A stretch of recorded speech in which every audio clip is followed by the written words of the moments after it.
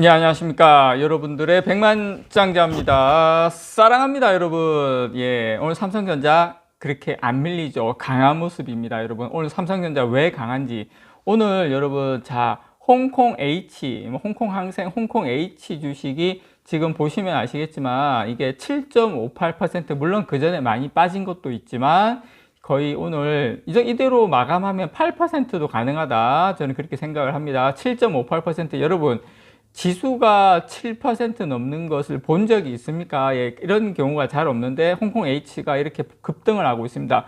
아니 장자님, 홍콩 H 지수 급등하는 거하고 삼성전자하고 무슨 상관이에요? 엄청난 상관이 있습니다. 제가 그 이야기 어디에서도 들을 수 없는 이야기 지금부터 여러분들에게 전달을 좀 해드리도록 하겠습니다. 얼마나 이거하고 관련이 있는지. 자, 일단 여러분 보시면 지금 어떻습니까, 여러분?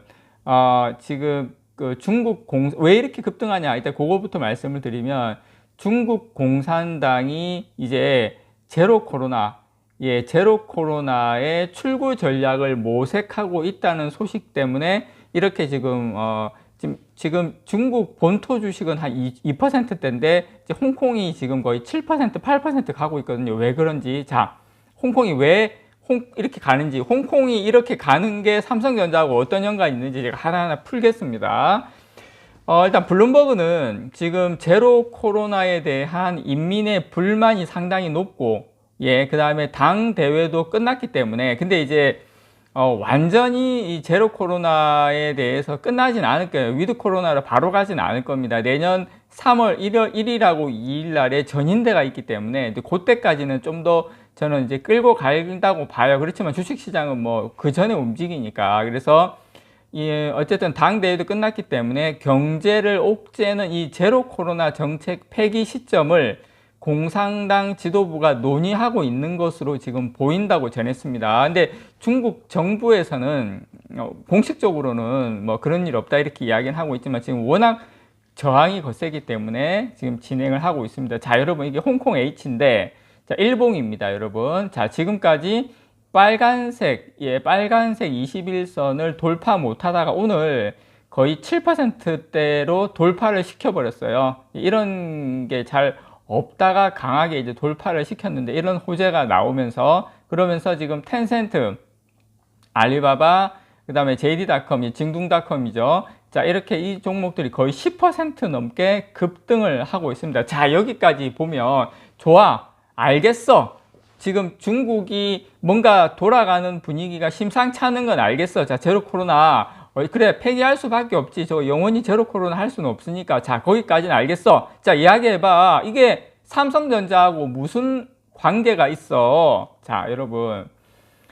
근데 요거는 지금 파란색이 중국의 크레디트 임펄스 지수고요. 그 다음에 그 밑이 중국의 IT 소매 매출입니다. 무슨 말이냐면 중국의 크레디트 임펄스 지수하고, 예, 중국의 IT 수요 강도는 거의 비례해 왔다. 요거 파란색이 2022년 또 하반기로 하면서 조금 밀렸어요. 거의 지금 바닥 구간에 있다라고 보시면 됩니다. 소매 매출도 바닥 구간이 있죠. 왜냐? 봉쇄하니까 바닥 구간에 있었는데 지금 주식 시장은, 예, 이제 봉쇄 해제 움직임이 점진적으로 이제 논의되고 있기 때문에 이제 주식 시장이 먼저 움직였는데 여기는 아직 바닥이 있습니다. 왜? 제가 아까 방금 보여드린 뭐 텐센트, 알리바바, 이 무슨 종목들입니까? 여러분, 소비 관련 종목이죠. 자, 이런 종목들이 먼저 지금 움직이고, 예, 이렇게 되면 요것들이 올라가면, 자, 여러분, 제가 말씀드리고 싶은 것은 많은 분들이 잘못 오해하고 있는 게 있는데 뭐냐면 삼성전자 주가는, 예, 삼성전자 주가는 역사적으로 봤을 때 경기 선행 지표들 이런 거하고 밀접하게 연동하는 모습을 보였어요. 삼성전자는 중국의 크레디트 임펄스 지수하고 중국 IT 소매 매출하고 거의 비슷하게 같이 가는 움직임을 지금까지 보여줬습니다. 여러분, 지금 중국의 크레디트 임펄스 지수하고 파란색이죠. 삼성전자의 주가 흐름하고 거의 비슷하게 갔어요. 무슨 말이냐면 중국의 어떤 IT 수요, 중국의 경기 선행 지표가 삼성전자 주가와 훨씬 더 연동을 많이 했다라는 거 여러분께 제가 말씀을 드리고 싶습니다. 왜냐하면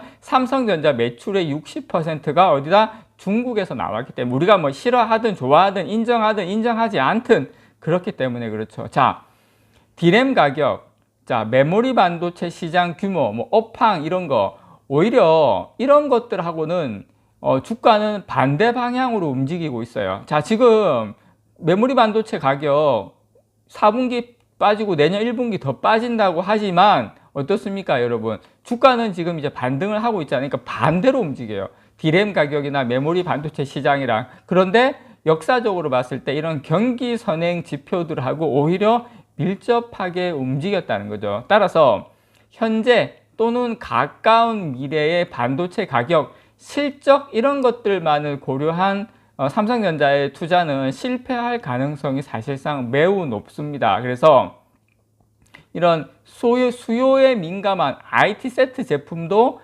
판매 중이므로 삼성전자가 결국에는 우리가 반도체를 팔고 있지만 결국 수요에 민감한 건 IT 제품, 완제품이죠. 그래서 경기 선행 지표에 이렇게 절대적인 영향을 받고 있다는 거 여러분께 말씀을 좀 드리고 싶어요. 그런데 앞으로 경기가 좋아질 것 같은 분위기가 있으니까 이제 경기 관련주죠. 알리바바, 텐센트, 징둥닷컴 이런 회사들이 결국에는 이런 어떤 제품들이 일반 수요가 있어야지 이런 것들이 많이 이제 팔리는 건데 이런 것들에 대한 수요가 살아날 가능성이 있다. 왜? 그 원인은 중국이 이제 뭐 한다? 제로 코로나를 정책적으로 폐기하는 시점을 공산당 지도부가 논의하고 있다라는 이야기가 나오고 있다는 겁니다. 그래서 삼성전자가 저는 움직인다고 생각을 하고요.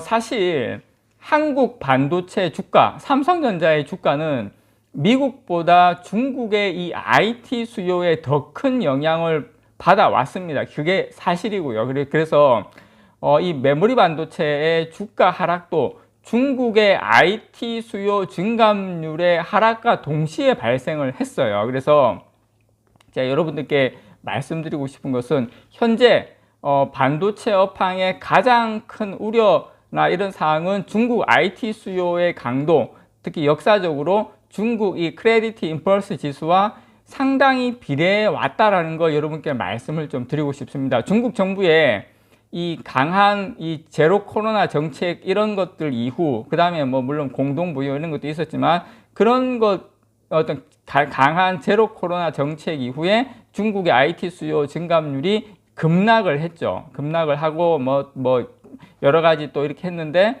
지금 현재 이런 방향으로 제로 코로나 폐기 방향으로 간다면 다시 IT 수요가 상당히 크게 반등을 할 수도 있다. 저는 중국 정부의 이렇게 강력한 경기 부양 정책, 이제 위드 코로나로 가는 제로 코로나 이런 폐기 정책이 이런 것들은 중국 크레디트 임펄스 지수 및 중국 IT 수요의 증감률의 상승을 이끌 것이라고 보고요. 또 중국 IT 수요에 큰 영향을 받죠. 우리나라 삼성전자 같은 반도체 주가는. 그래서 이러한 정책이나 이러한 것들이 중국의 정책들이 추세적으로 삼성전자의 상승을 불러올 가능성이 저는 상당히 높다라고 판단을 합니다. 그 전환점은 내년에 3월 초에 있을 전인대 발표에서 여러분 이렇게 아시면 돼요. 전인대는 중국의 어떤 경제에 대한 그런 것을 발표하는 어떤 자리라고 보시면 이번에 이제 당대회는 그냥 어떻게 보면 그냥 정치적인 색깔을 그런 발표하는 자리였다. 이렇게 여러분께서 쉽게 이해를 하시면 될 것 같습니다. 어쨌든 중국이 이제 돈이 차이나 러닝이 빠져나가다 이렇게 하니까 중국도 이런 쪽으로 이제 출구 전략을 모색하고 있다. 이건 삼성전자한테 큰 호재다라는 거 여러분들께 말씀을 드립니다. 이상 여러분들의 백만장자였습니다. 사랑합니다, 여러분.